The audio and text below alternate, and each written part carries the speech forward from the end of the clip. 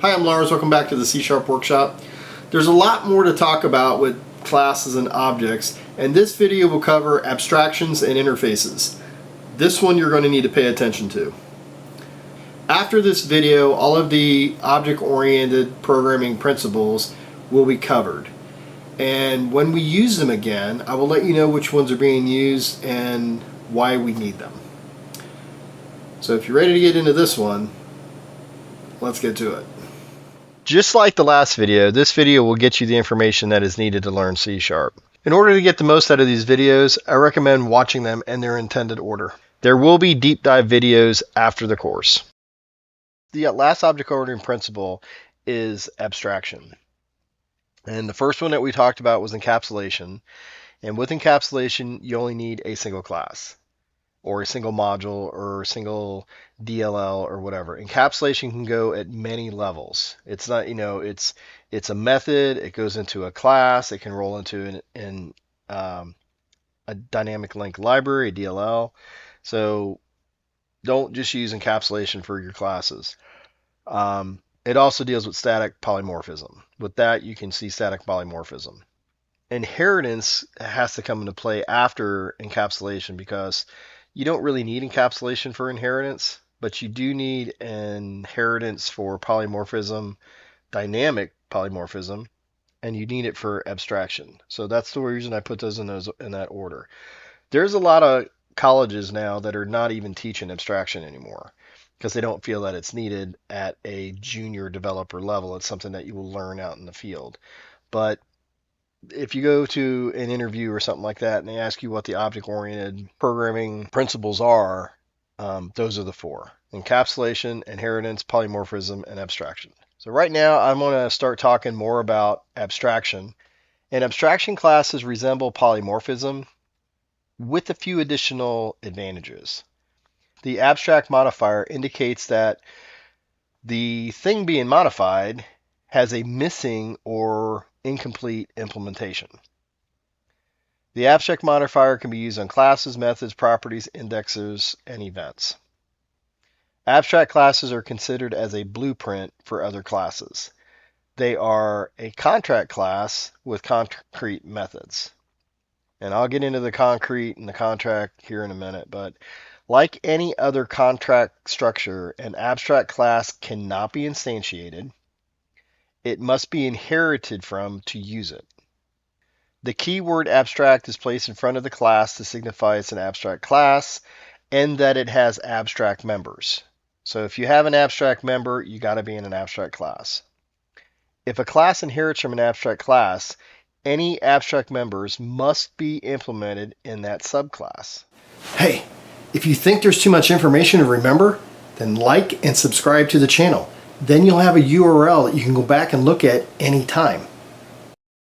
So I'm going to show you what an abstract class looks like. We're just going to take this shape and we're going to throw the word abstract in front of it. This here can be concrete, concrete, concrete, concrete, and this also could be concrete. We just leave these all alone. If I come over here to circle and we compile, everything should compile fine. Everything will work. So if we go back here and we're going to run the exact same, let's leave that there. We can run the exact same thing that we got going on here. It all still works. All right. So right now, as I said, the polymorphism will still work because it's still abstract. Now the difference to this is when you start having algorithms that need to be run. So this is called a template pattern, and this is the most popular, the most powerful reason why people use this in abstraction. But I think you'll understand it pretty quick. So we could take this virtual and we could say, hey, this is abstract. All right. Let me show you what happens if we just leave it as a virtual. If we leave it as a virtual like this, and I go over to circle and I delete this out of here and I compile it, it works because it's going to bubble up to this shape. Okay. If I make this abstract, we don't have a body that we can declare anymore. Okay. Now we put this like this, and now this has just become a contract method. So circle is going to give you these squiggly marks. Everybody else here will be fine because we've already, we've got the method in there. Circle is going to give you this little squiggly mark, and it's going to say implement abstract class. And that's fine. We can just undo what we did and put it back in, and everybody be happy. The use is using the override method, just like virtual was for the polymorphed method. Now the next thing is, so let me run this and I'll show you this. So again, this works just fine. Okay, everything's still firing, everything's the same.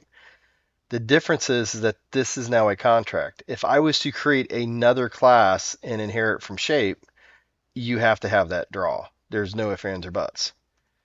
Now, let me get to the template method, the template pattern. So the template pattern is a pattern that you can put a concrete class in here, like this, and you can call it. So we can come out to here. Let's just say shape question mark dot execute tasks. All right. So we're going to run it. Nothing changed. Okay. So this is proving to you that you can call a abstract overridden method from a child of shape. It's not calling this one anymore. And you can call a concrete method that's in the abstract class shape. This can be done from anywhere.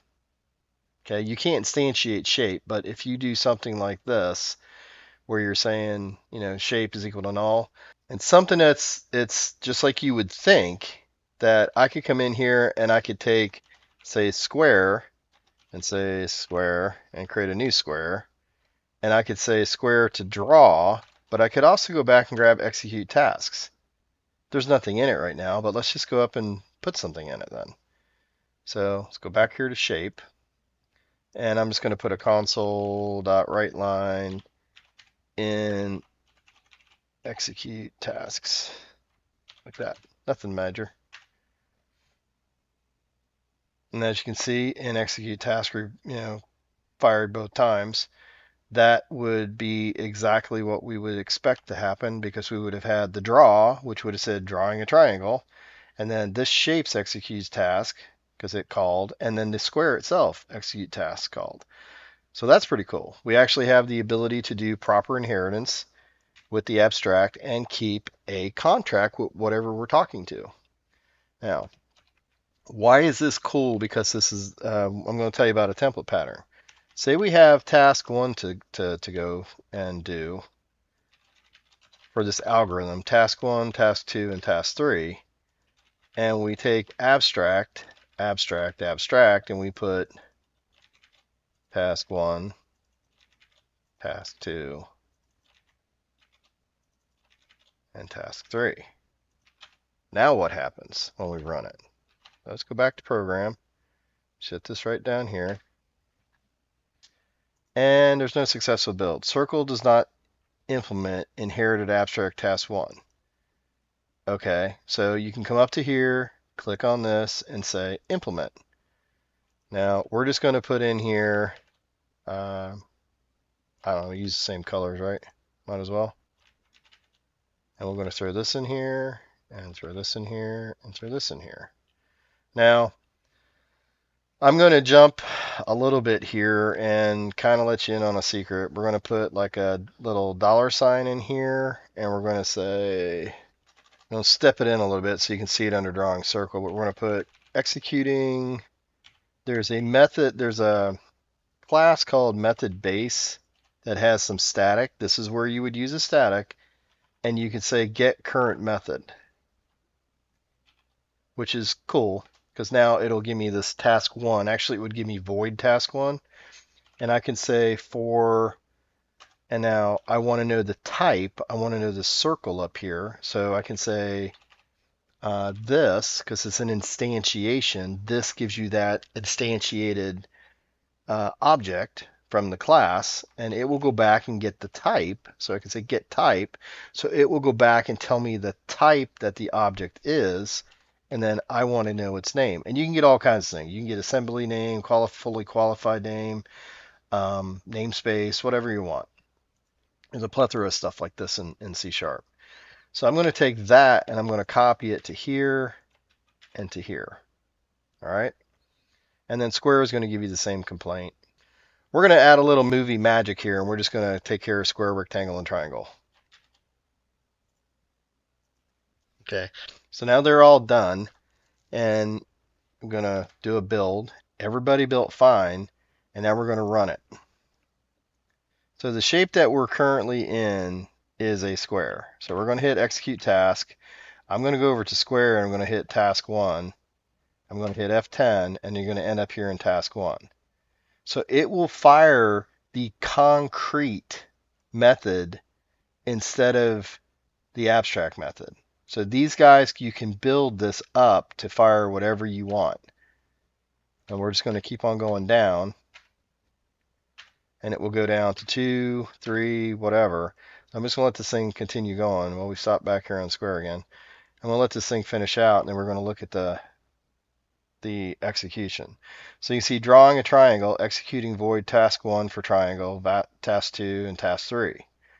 Now, why is this important? I do think it's cool because I can come into here and say I've got 3 tasks, and it could be for anything. Say you're starting an electric car. So the first thing you need to do is you need to turn on the instrumentation board.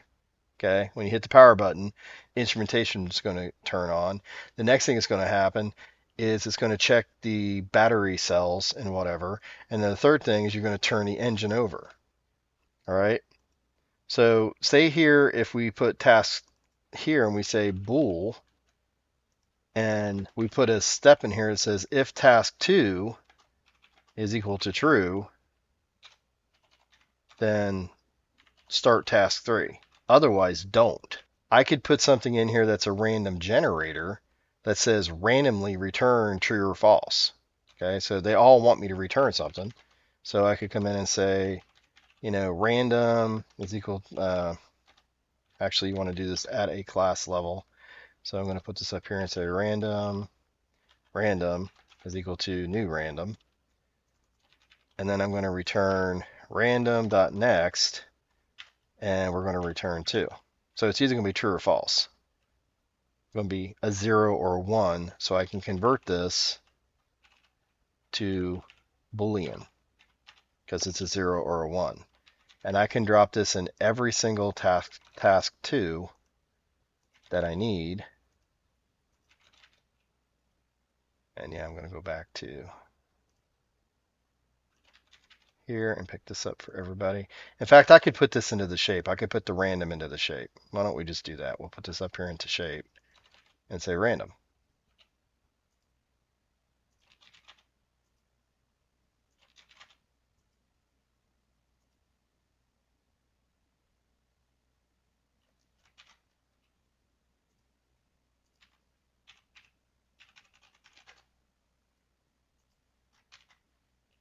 There.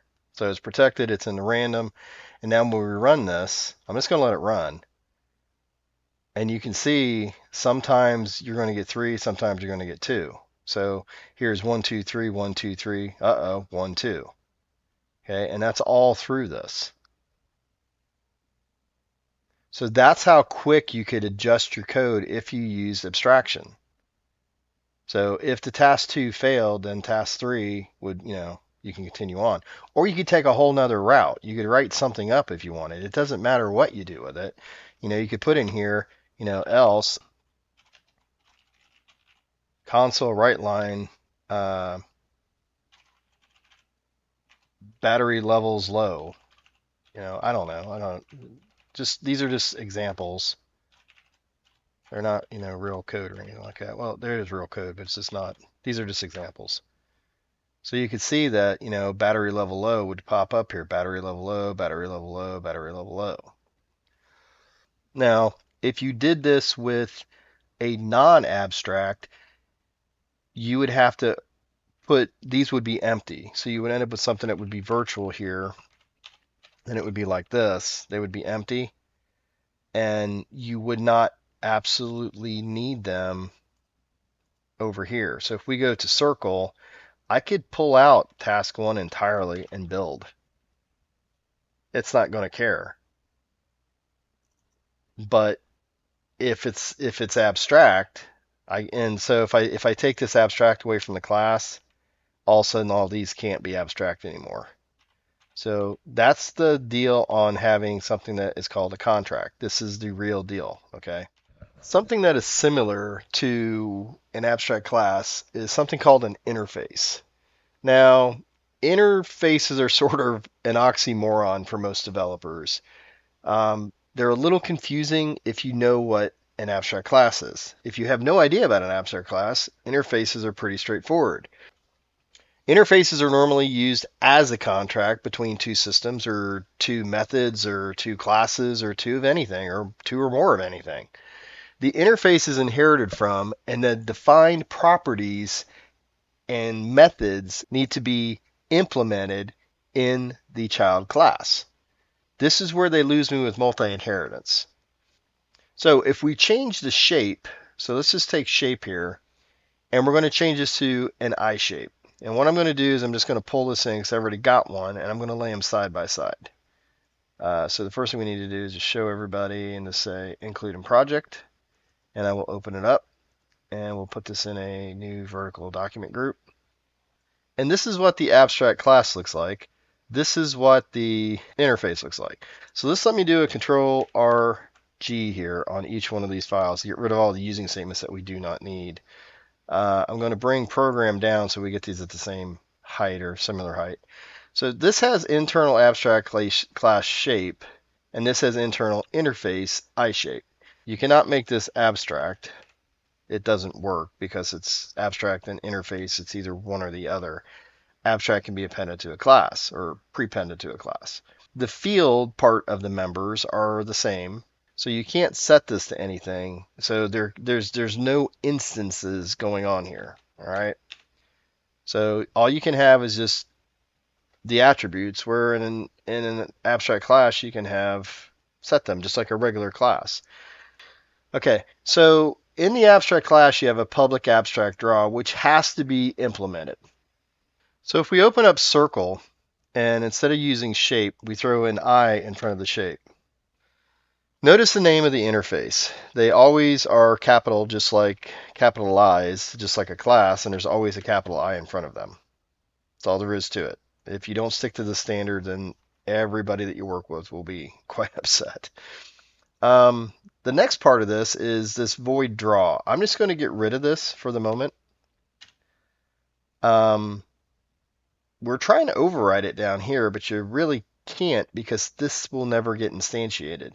You could override it in the abstract from the abstract class because that does kind of get instantiated. The task 1, task 2, and task 3 are no longer part of the puzzle. So that would be just how you would instantiate the class circle. And the same thing will go on for the square, the rectangle, and the triangle. And I'll do that real quick here with Movie Magic. So now we've got circle, square, rectangle, and triangle with all the task stuff that has been removed. We're going to save this off. Now we're going to go back to program. You're going to get some squiggly lines here because we're no longer inheriting from shape. We're inheriting from eye shape. And everything should just go back to working except for we need to get rid of this. If we run this, everything should work. Except for you're not getting the execute task, but everything works the same as it did before. We went to that step.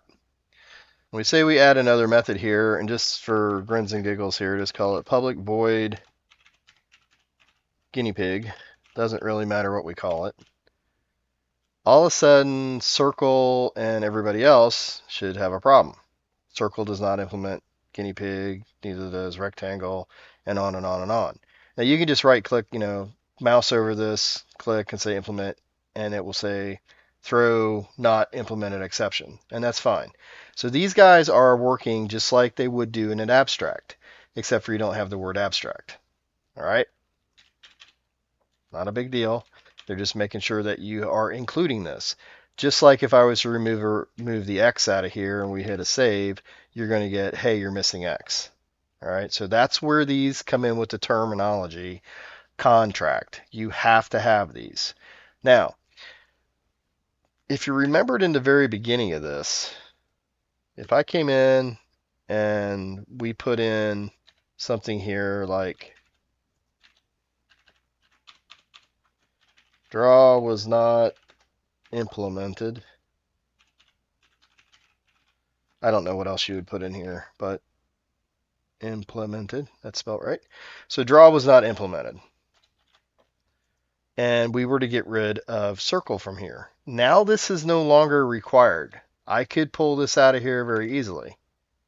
Okay, it's no longer just a prototype, it's implemented. So now if we run this, every time we have a circle come up, it's going to say draw was not implemented, draw was not implemented all the way down. This is something new to interfaces. When interfaces first came out, there was this understanding that an interface was the abstract part of an abstract class. Otherwise, you were not allowed to put any concrete methods in there. It was just the definitions and prototypes, which is what 99% of the people in the world are still using today.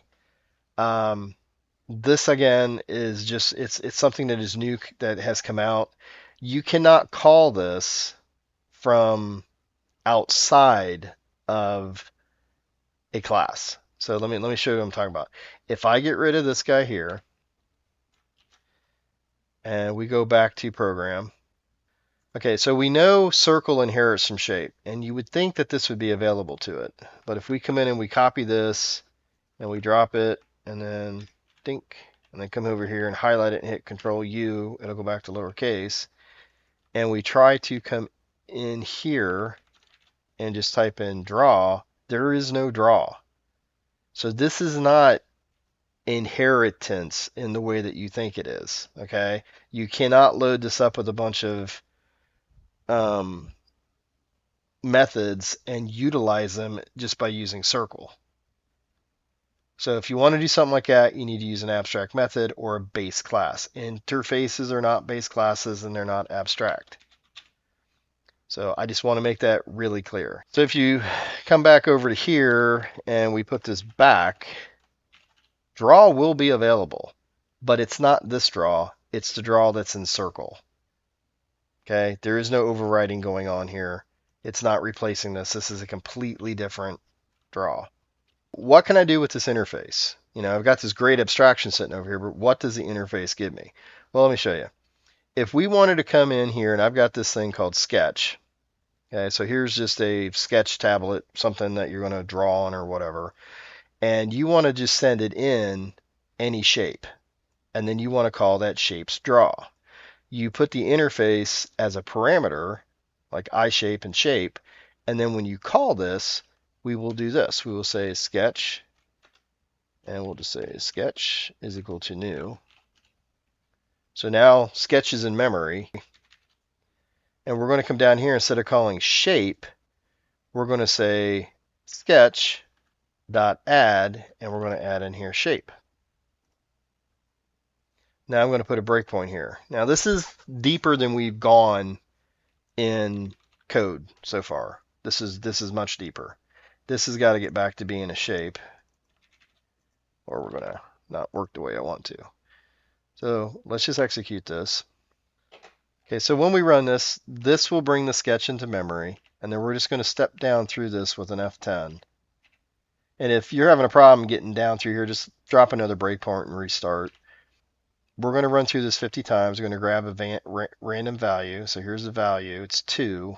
So that's going to be a triangle, and we're going to increment the count. Now we just have the sketch and the shape.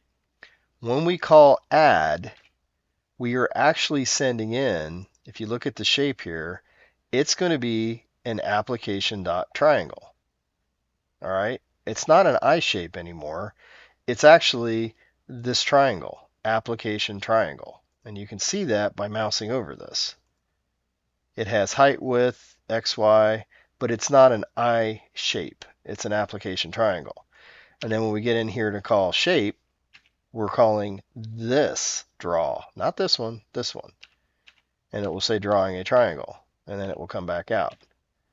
So imagine Sketch having a whole bunch of other encapsulated functionality, and this here is going to be how you take an eye shape control, right, and drop it into it. And that's the way it works. So if we let this guy continue on, you're going to see in the output here that you're going to get drawing a triangle, square. Nothing has changed. We're just passing in an object to a method, and it just has to be an inherit. It just happens to be inherited. Now, could we have done this without an eye shape? Sure. You could have moved this in here to sketch, and this could have just been a shape. It'll work the same way. But the eye shape gives you a little more control, and it's usually what is used because it's very lightweight. There's nothing else in here but this. Okay, it's just attributes, and you could have some methods in here that you need to have. So for instance, if we just had this like this, the reason that we have this like that is because we need to draw. We need to make sure we can call draw. And if you leave this off of here, you get the error, right? Which we just went through. You can use base classes, you could use abstract classes, you could use interfaces to do this. Just keep in mind that this is not really multi-inheritance, okay? Unless you're shipping it through, then you can say, I need to pull this from here, this from here. But whatever class you inherit this from, whatever class inherits from this eye shape, you got to put the functionality in, all right? If you don't want to do that, and you want to do something where you can actually put functionality in, you need to use an abstract or just get rid of the abstract and just have it as a base class. And yes, those are very common today. That's why there's a difference that I get asked all the time. When should I use abstraction? When should I use a base class? And when should I use interfaces? Interfaces you think of, or I think of, and most developers do think of, as contracts. So if you're writing one class and someone else is writing another class and they need to interact with each other, typically you say, what do you need? And they tell you, I need X, I need Y, I need height, I need width, and I need a method called draw. Then you would create an interface. Okay? Now you could put that into a base class, you could put that into an abstraction. The problem with the base class and the abstraction is they could get updated. They could get edited. Not that the eye shape can't, but the eye shape is less likely, the interface itself is less likely to get added to, unless it's with the communication between. Now, just like I have a abstract shape here, and I have an eye shape over here, you can multi-inherit this. So like I could come in here and say, I want to inherit from shape and eye shape.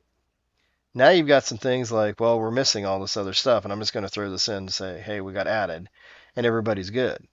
This is tied between the two. This is not good, and this is tied between the two, which is not good.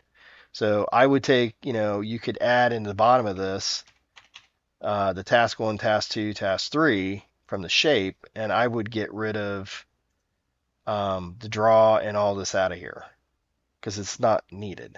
So that's what I'm saying. You got to figure out what goes where. Other than that, if you have any more questions on this, please drop a note in the comment or get in touch with me. It's not a problem. I'm more than happy to explain things in a different way if I need to. Thanks for watching the video. Please like and subscribe to the channel. I really hope you enjoyed this video and now understand the object-oriented programming principles. There are 4 of them, even though polymorphism is kind of split between static and dynamic these days, but you don't really use static that much because of the object initializers. You're always welcome back here to C# Workshop, and have a nice day.